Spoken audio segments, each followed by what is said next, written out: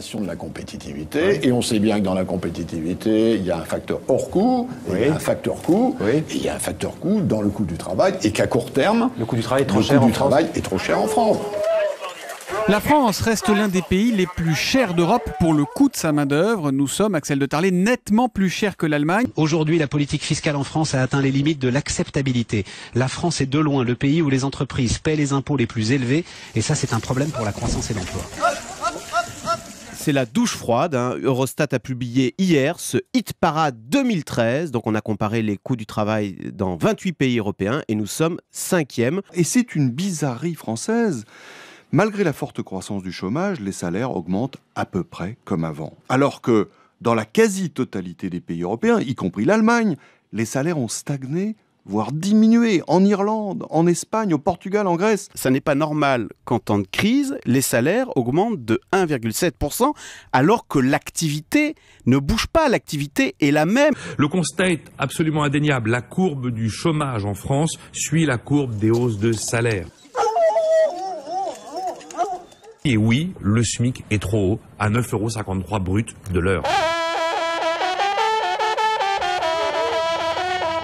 Attention, attention, le SMIC est bien une machine à détruire des emplois qui ne profitent pas, contrairement à ce qu'on pourrait croire, au bas salaire. Le problème du SMIC pour les jeunes est un verrou qu'il faut faire sauter. Réduire le coût du travail. L'objectif, on le sait, c'est que les entreprises puissent dégager plus de marge pour investir, embaucher et monter en gamme.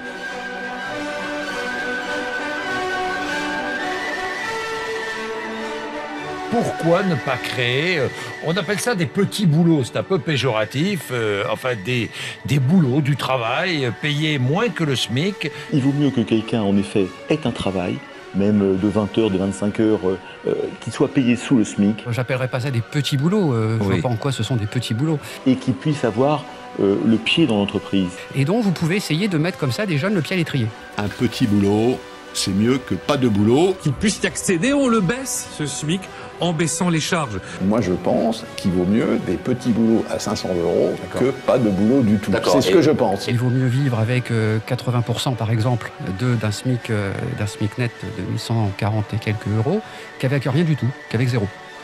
Le pied à l'étrier, oui. Et c'est une... Oui, et les entreprises vont être intéressées. Voilà.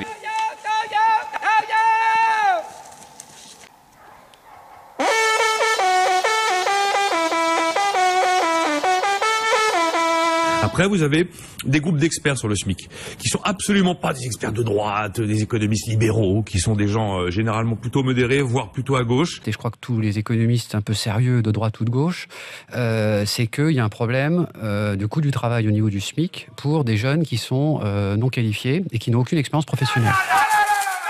Je connais des gamins qui ont 15 ans, dont les parents n'ont jamais bossé.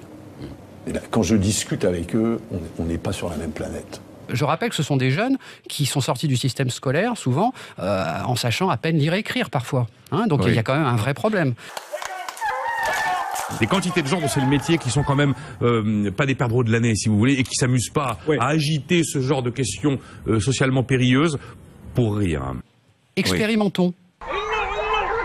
On revient à des solutions anciennes qui étaient d'avoir des SMIC en fonction des régions. Le prix de l'immobilier n'est pas le même en Lozère qu'à Paris, ou des SMIC en fonction de l'âge. Souvenez-vous, le CPE, le SMIC jeune qui avait mis les jeunes dans la rue. Peut-être qu'aujourd'hui, ça ne les mettrait pas dans la rue. Faisons-le sur quelques bassins d'emploi particulièrement sinistrés, Une expérimentation, où le taux de chômage est à 40%. Mais vous savez, les idées qu'avance Pascal Lamy sont des idées qui ont été avancées depuis très très longtemps. Et tous les gouvernements, depuis une vingtaine d'années, tournent autour du pauvre. Si vous m'aviez posé la même question il y a 20 ans, j'aurais dit c'est contraire à mes principes. Mais de temps en temps, quand il faut traiter un problème ultra grave, si on utilise toujours les vieilles recettes, on n'y arrive pas. En temps blanc, ce sont les tambours du roi qui vont se battre à fond de noix. Je veux poudrer la rose aux dents, je vais te claquer au vent. Taille au piqueur.